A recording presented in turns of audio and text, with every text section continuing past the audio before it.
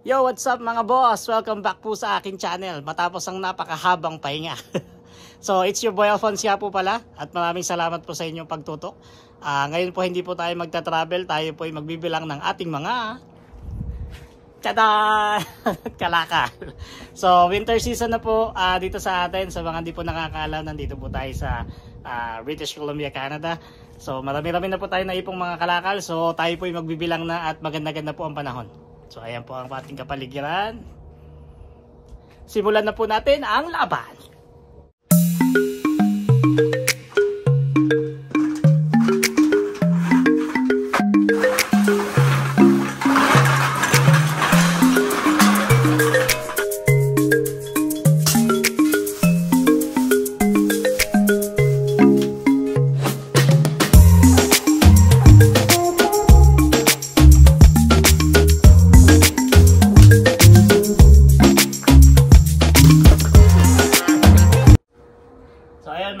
Bali, ang ginagawa ko po ngayon, binibilang ko na po yung mga bote natin dito, parang pre-count. And then, i-deliver ko na lang po doon sa recycling depot. Bali, ang ginagawa po kasi doon, pagpunta mo, dala mo yung mga kalakal mo. And then, meron po silang small trays. Tapos, ilalagay mo po doon sa separate mo yung plastic bottles sa in-can. And then, pati po yung 1 liter and less, and then 1 liter above. So, iba-iba po yung counting niya. Pero, same-same lang naman po yung value nila. So, bali, para siyang if I'm not mistaken po, 10 cents po siya per bottle sa in-cans. And iba din po yung alcohol, yung mga liquor natin. Hiwalay din po siya separate. Pati po yung glass, pati yung wine. Pati pa yung ibang other na recycling, tawag dito, na bottles na pwede nating makuha for refund. So, bali dito po kasi sa Canada, pag bumili ka ng tulad nito, mga plastic bottles, mga soft drinks, pop, ganun po. Bali, pagdala mo sa counter, aside sa additional tax, meron ka pong tinatawag na environmental fee, recycling fee na 10 cents. So, ginagawa natin, sinasave po natin siya, and then pag marami na, ibabalik po natin for a refund. So, para meron tayo extra money kasi nag-spend din naman po tayo ng ating penny para dito sa mga ating mga recycling. So, simulan ko na po ang pagbibilang.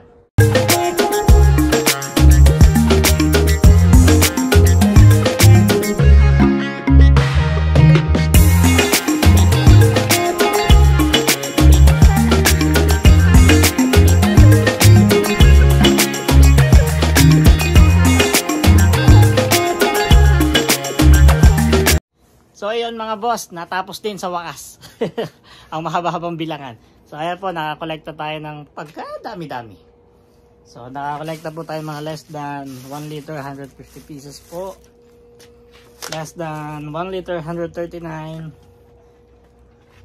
More than 1 liter, 23 pieces. And then 188 po para sa another pop naman po. Another 200 pieces and then 150 pieces for less than 1 liter. So bali guys, holiday po kasi ngayon dito, so close po ang ating recycling depot. So maybe by Tuesday sa ating day off, doon po natin siya dadalhin sa recycling depot para ipalit sa ating dolyar.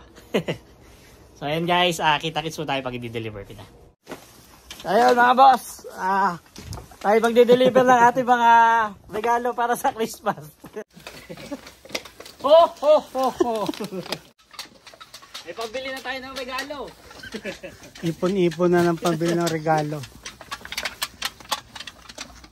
Siguro dapat palitan na natin title natin, Kalakal Boys. Bodigero.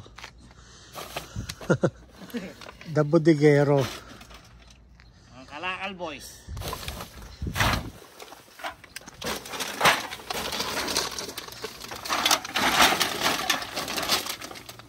Ano, magkasya.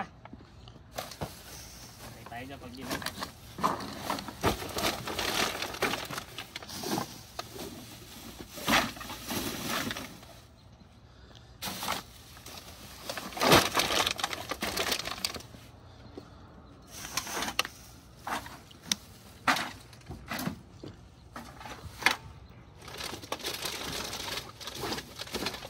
Kasya naman.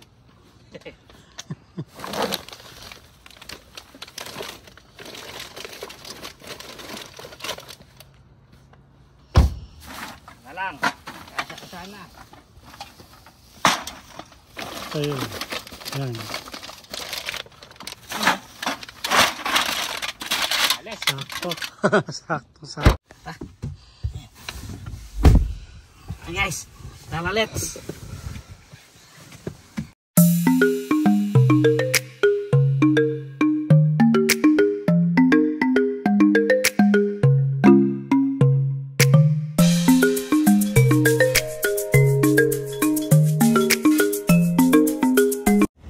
So ayan guys, andito na po tayo sa J&J Battle Depot sa Penticton. Yan. Okay. Dito na po tayo gawin ng mga bote. Kuha muna kami mga boss ng ano, lalagyan.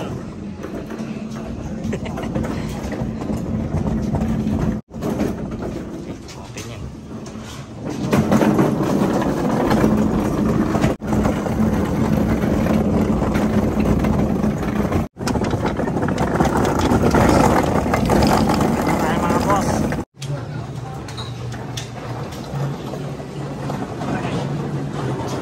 Ayun guys, bali nakakulimbat tayo. Magkano to? $132. Ayan. $132. Ayan. Unahin natin. 1, 2, 3, 4, 5, 30. And then yung barya nandito na. That's Ayan guys. Penticton Depot. Ito po ang aming buhay Canada. Yan ang boy. Sideline. Sideline. Tapusin na po namin dito guys. Bili muna kami ng asukal.